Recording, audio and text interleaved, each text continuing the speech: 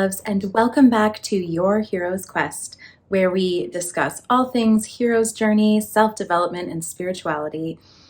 Last week we covered the phase of the journey of the belly of the whale, where the hero crosses that first threshold into the unknown and must face his or her own shadows. And the phase following that is the road of trials, where the hero encounters all sorts of obstacles and challenges, preparing them for their ultimate showdown. And following that is the topic I wanted to explore today, which is the meeting with the goddess. We are in the midst of Cancer season. Cancer is the queen of the zodiac, deeply feminine, ruled by the moon, which is deeply feminine. We just had a full moon. So it is also the month of Mary Magdalene's feast. She has been announced as a saint, so Saint Mary Magdalene's feast. And she, of course, was the apostle of all apostle to the apostles of Jesus Christ.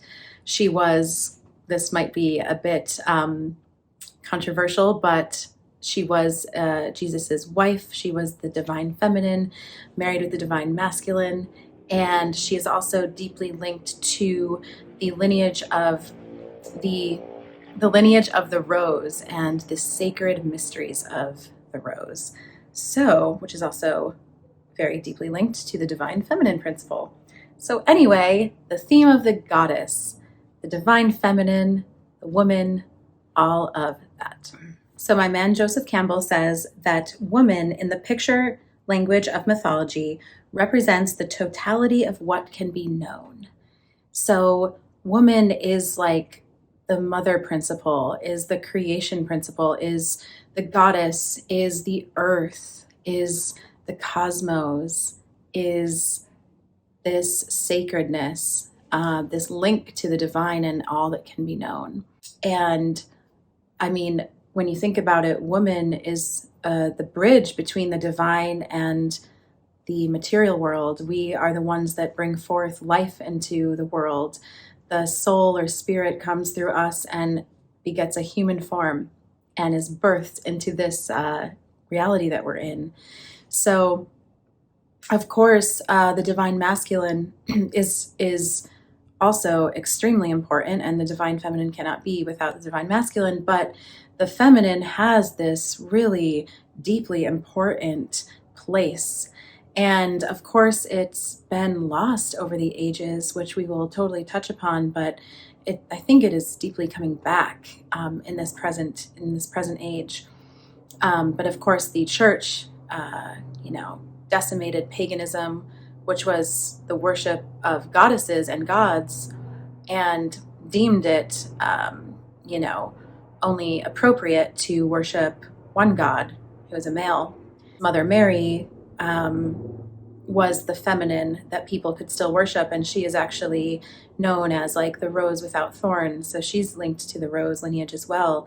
But so you could worship Mother Mary safely if you wanted that feminine goddess energy. But of course, in ancient times, all of the stories are of goddesses and gods, and they were equals. They faced each other, they were married, they birthed other gods and goddesses. And this is how so many creation myths or how things came about. The goddess of love is Aphrodite, or Venus. The goddess of spring is Flora, and she was the one who named the rose. And the goddess in Egypt, the goddess Nut, N-U-T, is the goddess of the heavens.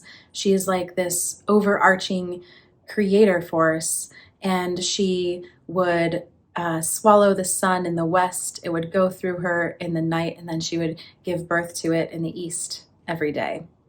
So this whole, idea of the divine feminine, of the goddess, has really been swept away in a sense and hidden, but is always there. And we can find her in all of these myths, and I find her deeply, we'll explore, in the Grail quest, in medieval literature, And of course, she is a code and a metaphor, a symbol as well of the totality of what can be known, of this spiritual awakening, this meeting with the goddess that the hero undergoes, basically raises him to the status of hero. Without this meeting, he cannot fulfill his quest. And if it is a heroine on the journey, the meeting with the goddess is the meeting with the goddess within herself, where she realizes she is the goddess, right? So men, take a look at your ladies in your life, your goddess that raises you up to be the hero of your life. And ladies, look in the mirror, because you are that goddess that you continually get to meet every day to fulfill your quest.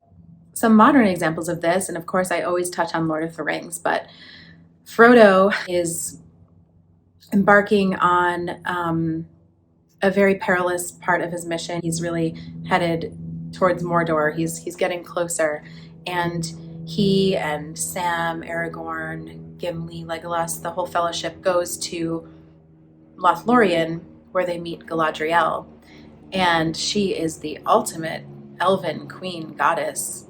So sorry for the helicopter noise going up ahead. But she is the ultimate elven queen. She glows this light, and she is this light.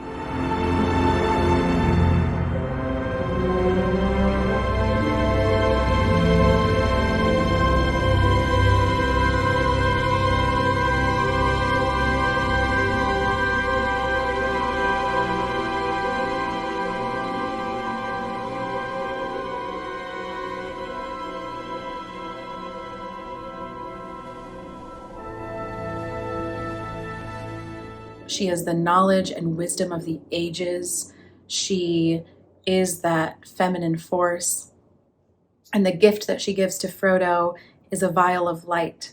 So this is physical, of course, because he uses this vial in the cave with the spider when he can't see anything. And she says, "May this be a light to you in dark places when all other lights go out." And the symbolism of this, of course, as well, is that spiritual light, is that divine light, that trust, that knowing you are guided, you are divine. And this is the goddess's gift to Frodo, and it raises him to this next level of hero status. Farewell, Frodo Baggins. I give you the light of Erenil, our most beloved star.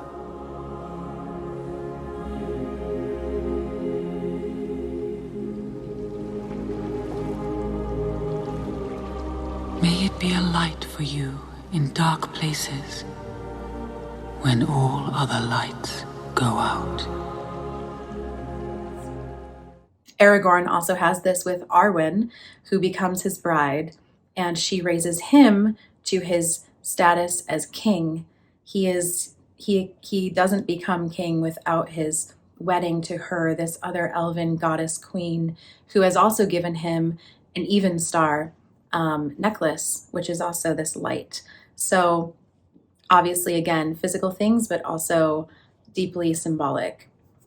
I also look at Princess Leia as the goddess of Star Wars. Of course, she's total badass and can fend for herself, and she's witty and funny and sassy. But she raises Han to his hero status, and Luke, of course. But before Han meets her, he's sort of this, like, what does she call him? Like, he's this, he doesn't care. He's just out for himself and money. But when he has this meeting with Leia, the goddess, he realizes his true self, that he is better than that he does care, that he starts to live much more from his heart, and he does commit to helping the rebellion and the cause, and the return of light to the galaxy. A little nicer, though. Come on, admit it. Sometimes you think I'm all right. Occasionally, maybe, when you aren't acting like a scoundrel. Scoundrel? Scoundrel? I like the sound of that. Stop that. Stop what? Stop that. My hands are dirty. My hands are dirty, too. What are you afraid of? Afraid? You're trembling. I'm not trembling.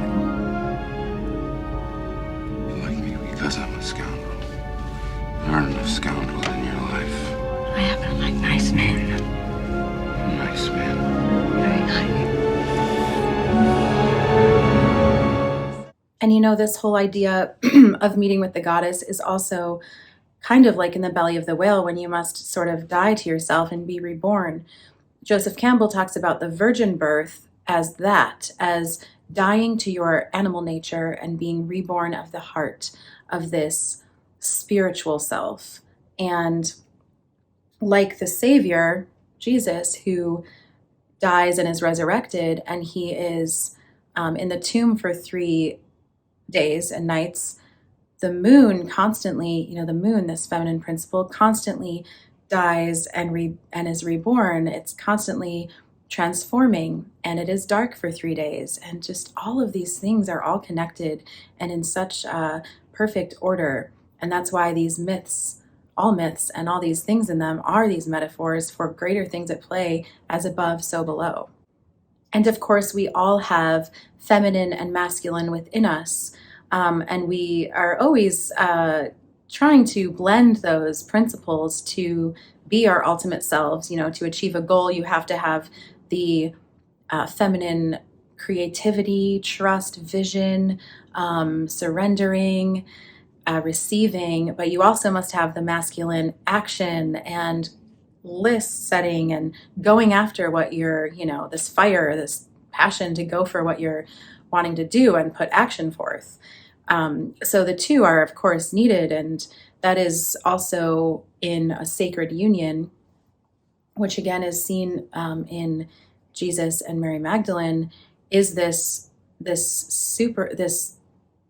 divine union of the sacred masculine and feminine, which has so much power. And that's seen in the latest Matrix movie. The creator of the Matrix seeks to keep Neo and Trinity apart because they're the sacred union that just like causes this explosion and has so much power, so much power. So that's another thing that I think has sort of escaped from modern times, is that sacred union. And Joseph Campbell also points out that this is seen in the yin and the yang. There is, in the dark part of the symbol, a white circle, and in the light part of the circle, the light part of the symbol, a dark circle. One cannot know the other without experiencing it. So we must be able to experience both principles to know the totality of it. This idea that you cannot relate to something that you don't know at all. So I think this also ties into that idea of meeting with the goddess, that we must all have this meeting with this divine spirituality to truly integrate and know it on our journeys. There's a fun story that illuminates this in the poem of The Wedding of Sir Gawain and Dame Ragnell. And this is also written in Geoffrey Chaucer's Canterbury Tales. This is the wife of Bath's tale that she tells. It's a little bit different, but mostly the same. Basically, Sir Gawain is out with King Arthur in the woods and encounters this person who asks him to return within a year with the answer to this question: what is the one thing that women want most? So he's like, all right, let's go around and ask, you know, and they ask, they journey around for a year asking all sorts of women with their answer, but they just aren't satisfied with the answer. And they come upon this old hag, and she says, I can give you the answer to this question, but you have to marry me for it, to Sir Gawain. And he agrees because he'll do anything for Arthur. And the answer is that the one thing women want is their sovereignty. So they have this, she comes to the castle and they have this wedding, and she asks him to kiss her And he does. And she says, she transforms into this gorgeous maiden. And he says, oh my gosh, like, what's going on here? And she tells him that he has a choice. She can be beautiful by day and ugly by night for the rest of time, or she can be really gorgeous in the night, but hideous by day for the rest of time. And he's like, how can I choose, right? So he concludes that he's going to give her the option. And he says, you know what? You choose. It's up to you. This breaks the spell of this enchantment that was on her to keep her in this hag form. And the deeper meaning of this is that he has honored this feminine of sovereignty. He's honored the feminine in her true goddess nature, whether she was ugly or not on the outside, right? She still gives him the answer to what he was seeking. I actually have, from this tarot deck that I have, a little depiction of it, of their wedding. So that's Dame Ragnell and her ugly form next to her, and Sir Gawain, and then in the pool you see their reflection. So it's just again, sort of this principle of like divine love that comes with the goddess and the feminine and the sacred union. So I thought that was a fun story that sort of highlighted all of that. My favorite legends are the Grail legends, and there are so many codes encompassed in them that the idea of the divine masculine and feminine is deeply rooted in there. Of course, the knights of the round table are this divine masculine of honor and chivalry and going forth on a quest and strength, nobility. And then the feminine are these beautiful maidens that are the Grail Keepers and the queens and all, and they kind of are really magical.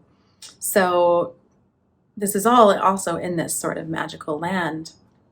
And the idea of the Grail being tied to the feminine, I have another card that is the Maiden of Grails in the tarot, but she, on the Feast of Pentecost, brings the Grail to King Arthur's castle. And this Grail gives the knights all of the food and drink that they could ever want. They have this splendid, the most grand feast, like this just abundance and constant replenishing of anything they want.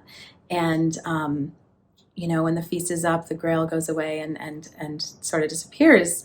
And that is actually what sparks their Grail quest, because they're like, what happened to it? And that was such a magical night, So it is the woman tied with the Grail, this cauldron, and also sort of, Grail is sort of like a womb space, that is the giver, the endless, abundant creator of this magic, of this vessel that bridges the divine and the earthly. The Grail is that which is attained and realized by people who have lived their own lives. It is the fulfillment of the highest spiritual potentialities of the human consciousness. And it's these maidens, now this is predating the Arthur, before Arthur even, his castle and knights existed. It is said that the Grail Priestesses, were the priestesses of these sacred springs and wells.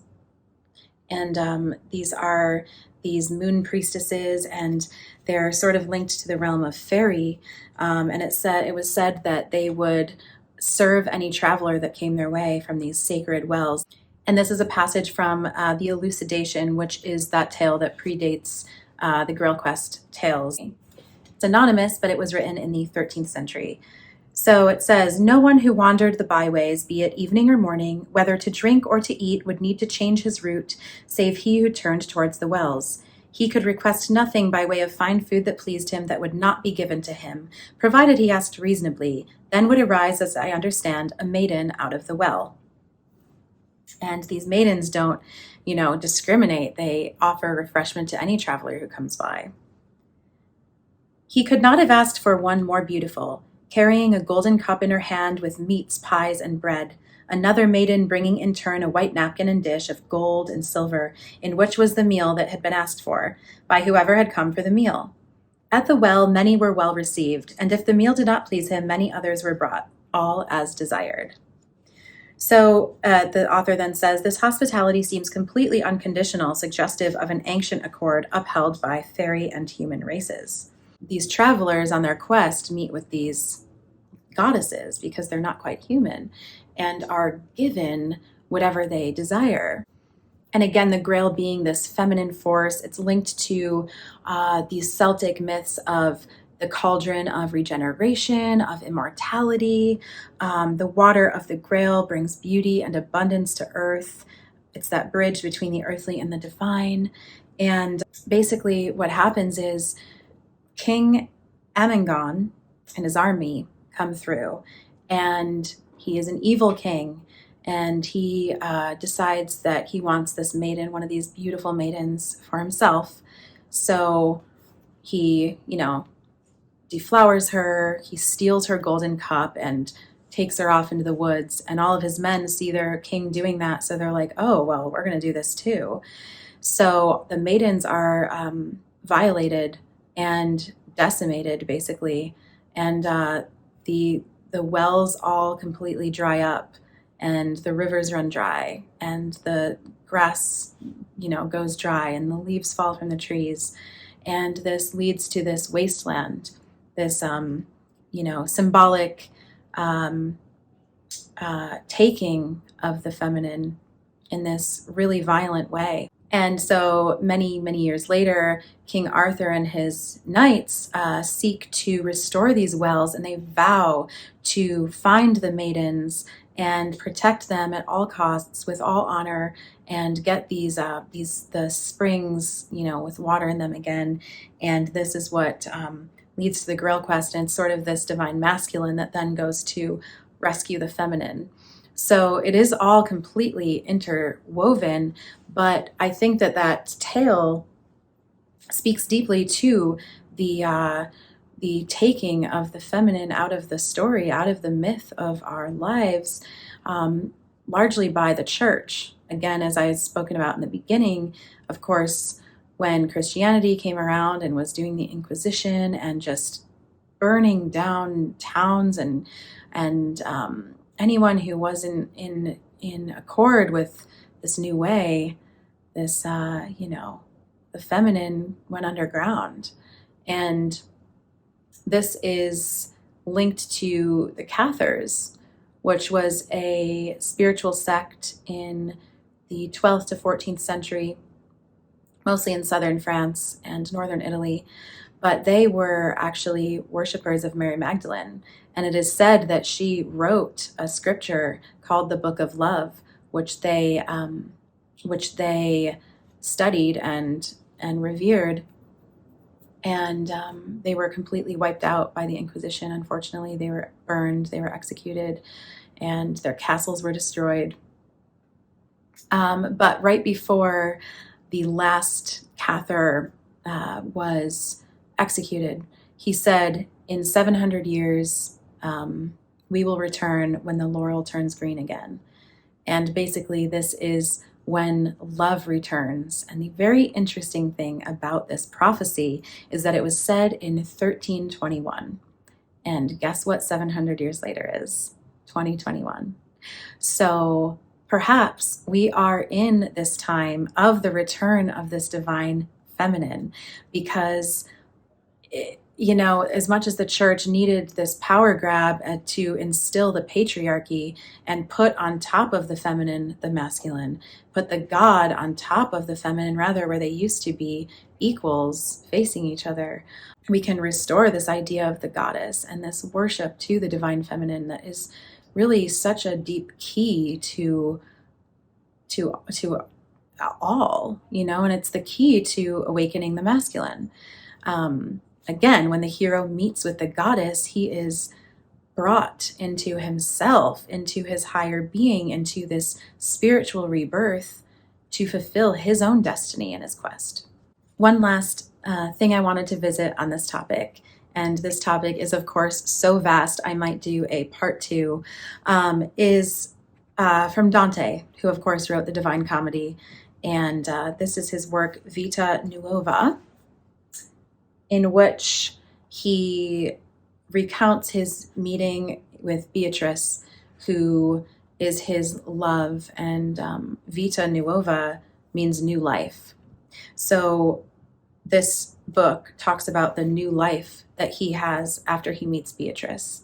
Again, this rebirth after meeting with the goddess, this birth into his spiritual self that he never would have had without meeting her. The name Beatrice means she who brings happiness or blessed. And there are also so many codes in this little book. It's really a remarkable piece of literature. But basically, he says, so this is the moment he meets her. At that moment, and what I say is true, the vital spirit, the one that dwells in the most secret chamber of the heart, began to tremble so violently that even the least pulses of my body were strangely affected. And trembling, it spoke these words, "Here is a God stronger than I, who shall come to rule over me." And of course, this is love. And he says, "She did not seem to be the daughter of any ordinary man, but rather of a god." He says that when he meets her, this blessed lady appeared to me dressed in pure white, standing between two ladies of high bearing, both older than herself. And so she's another symbol. She's dressed in this pure white, this purity of light, of consciousness, of love that he encounters, that changes his life, that begins his new life. And it is by following her and her purity and her essence that he is lifted into a spiritual way of being, and he becomes devoted to the God of love, which, of course, love is the pervading vibration of the universe that is the highest spiritual attainment that we have. So this meeting with her, with this goddess, lifts him out of the mortal realm and into this, heavenly spiritual attainment for the rest of his entire life. One last interesting thing about this work, and he links Beatrice to the number 9, and he says that they are, that she and this number are actually synonymous. And he meets her first when he's 9, and then they meet again 9 years later when he's 18.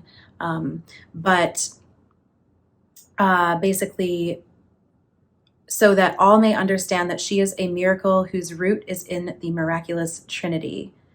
That, the base of her, of 9, the root of her is that Holy Trinity of 3. So there's, again, so many codes and contained in this, and so many symbols and metaphors that that it's not that she was just this human, gorgeous young woman that he becomes enamored with, but this vehicle to transformation that is encoded within the goddess. And she later in his Divine Comedy is his guide through Paradiso, to the heavens. And she's in the heavens because she passed away, but she will forever be his guide to this heavenly spiritual attainment where he will meet her again once he fully travels through, the inferno, purgatory, and then paradise to meet this full spiritual understanding, and is actually met with a white rose. So it kind of comes full circle. I'm going to do a full video on the Divine Comedy and many of the codes contained in that, because it is a lot and it's fascinating. And Dante is just so brilliant. But so that is all I have for you on the feminine.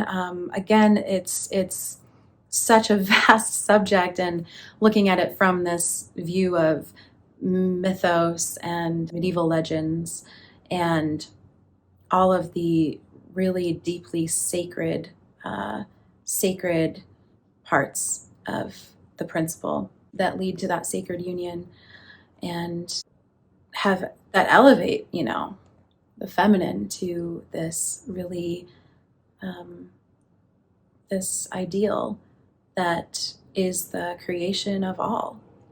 And when we meet with the goddess, we are elevated and born into who we are meant to become.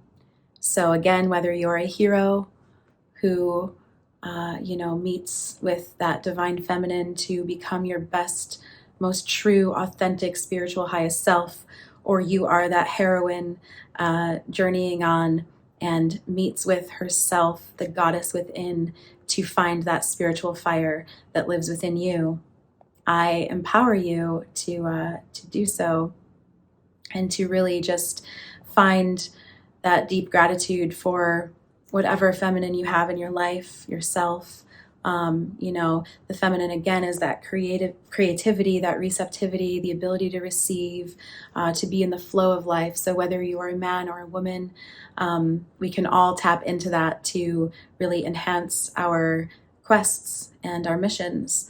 And of course, connecting to nature, putting your hands on the earth and feeling Mother Earth and that mother principle all around us at all times, really brings us back into a sense of balance, and I think connects us deeply to the deepest mysteries of life and of the cosmos. So if you found this video interesting, please don't forget to like, comment, subscribe, share with a friend. Let me know what you think. I love to hear your thoughts. And of course, our last bit is we will draw a card for a deeper message for this transmission. So let's see what the cards want to tell us today.